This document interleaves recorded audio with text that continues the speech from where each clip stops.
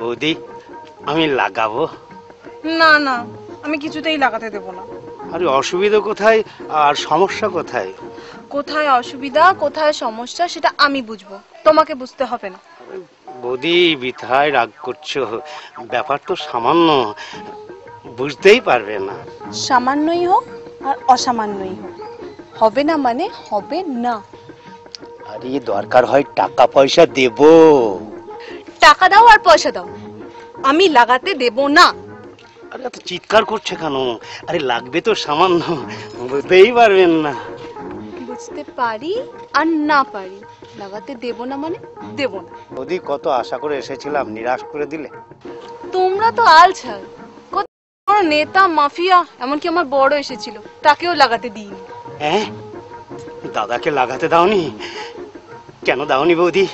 দাদার গন্ডগোলটা কি? মুখ পোড়া আমার বাড়ির দেওয়ালে মদের বিজ্ঞাপন লাগাবে বলে তৈরি ছিল, তাই আমি লাগাতে দিইনি।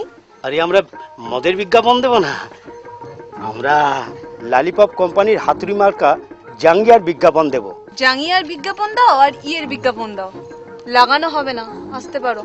বৌদি একদম লাগাতে দেবে না?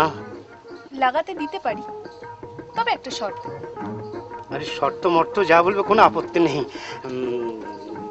বলছিলাম কি বৌদি, কোথায় লাগাবো, সামনে না পিছনে?